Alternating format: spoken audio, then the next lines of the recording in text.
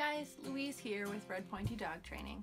We're here today to teach you how to teach your dog to go to their place. What we're looking for in place is that your dog goes to a directed area, lays down, and stays there.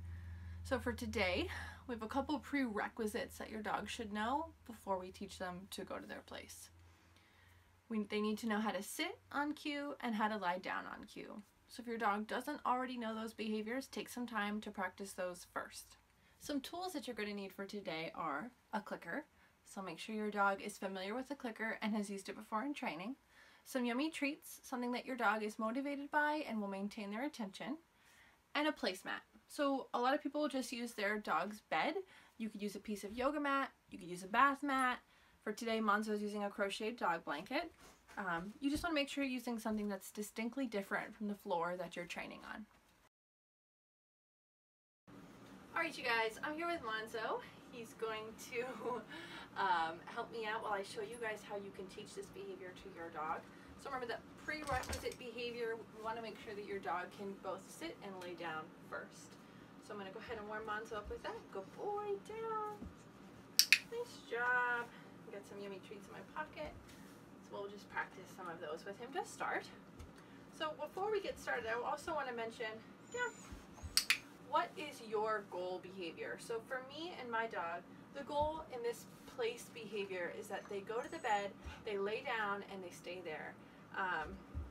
So I am expecting at least half of their body to be on that mat for me to reward them. If half of their body is not on their mat, if only one paw or a nose is on the mat, I'm gonna just, it's my no reward marker. We're just gonna set them back up and try it again. You ready, bud? So let's get his mat out. So I'm gonna go ahead and put this on the ground over here. I'm gonna start with a treat at his nose and lure him over to the mat and just lure the physical behavior. I'm not gonna ask for a cue or anything like that. And then I click and feed from the mat, and then I say, okay, so I release him right away after the fact. So we'll do that again. Lure him over to the mat, lure the behavior I'm looking for, click and feed from the mat. Okay, and then release him when we're done. So you want to repeat this step over and over to build your dog's expectation that they know when we go over here, this is what I do. Okay. I like to release in between and always bring the dog back so they know that they leave only when they've been given permission to do so. Okay. And it just allows us to set up another repetition so that when we go to the mat, we're laying down, we're getting fed. Okay, bud. So you've done that multiple times. You've had a few sessions with your dog.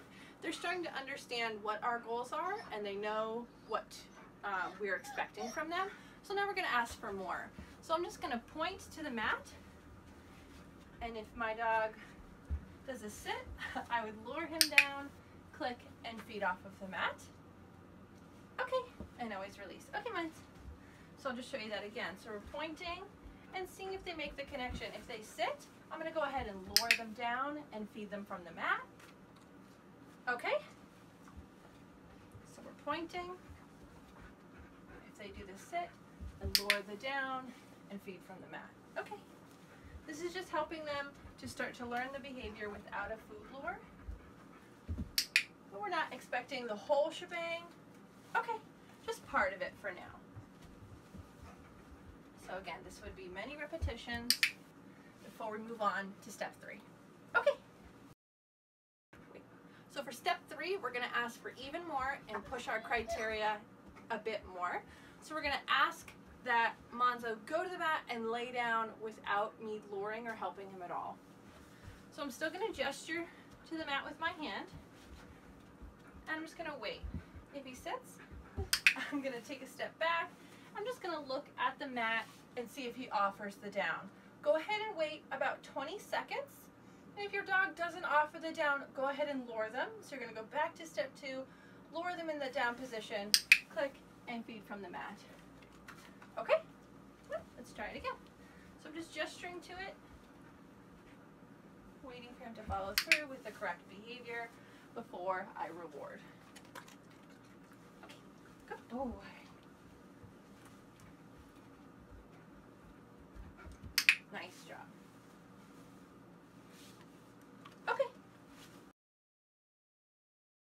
our last step in teaching this behavior is to start to put a verbal cue to the physical behavior. So labeling is a step we only want to do once the dog has a really thorough expectation of what we're doing. Meaning that 10 out of 10 repetitions, when you point to that mat, your dog is dropping into that down right away. They're not guessing or trying to figure out what we're looking for. They've already figured that out. So to label the behavior, we say our dog's name, get their attention, say the cue, and then follow through with the rest of the steps. So let me show you what that looks like. Place. Nice. So you can see he ran over there, he dropped right down. It's clear he knows what I'm looking for. Okay. Monzo, place. Good job. Good boy. Okay. Monzo, place. Nice job. Very good. Okay. So there are a lot of other components to teaching your dog the place cue that'll help make the behavior more reliable. One being working on this behavior in the presence of distractions, asking for this behavior while you walk away from your dog, and then the third one is sending your dog to their place from a distance. I find this to be one of the most convenient aspects of place, to be able to send your dog to their mat, to their bed, from any room in your home, whatever you're doing. If you're standing, if you're sitting down, if you're doing the dishes, or if you're at the front door, being able to send your dog to their place from a distance is really helpful. So that's the piece we're going to work on here today, and we'll create a part 2 of this video later covering the other distractions and moving away from your dog. So to work on your sends, or to work on having your dog go to their mat from a distance, you really want to spend some time focusing on just getting your dog to make the association with the physical behavior and the cue, so that when you say place, your dog knows what we're asking. So make sure you spend a good amount of time there first. And then the second step is, in the previous videos you saw me walk right over to the mat with Monzo. My feet are right next to it to help him understand that this is where I want him to go. So now we're going to stall a little bit.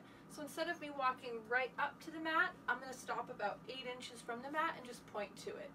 If Monzo lays on the mat, I'll reward him. If he lays on the carpet, I'm not going to reward him. We'll walk away and we'll try again. So we really want our dogs to make the clear distinction that the behavior involves them laying down on the targeted area, right? Not on the carpet. So let's give that a try. Okay. Monzo, place. Good boy. So this is where we really want to make sure that half of their body is on that mat. Okay? Monzo, place.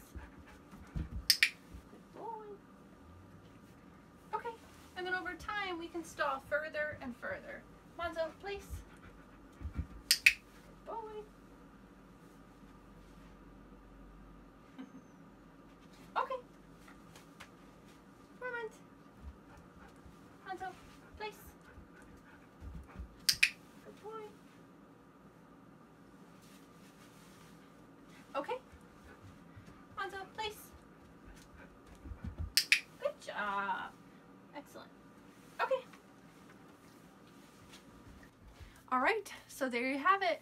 Go ahead and practice these steps with your dogs and see how they do at home. And stay tuned, we'll be posting a part 2 of this video so you can take your dog's training with that place cue to the next level. Please remember not to push your dog too quickly. And if your dog, come on up, bud. If your dog seems to be struggling, just go back a step. Help them to be more successful before you push your criteria again. What's up? Thanks for watching. Okay, bud.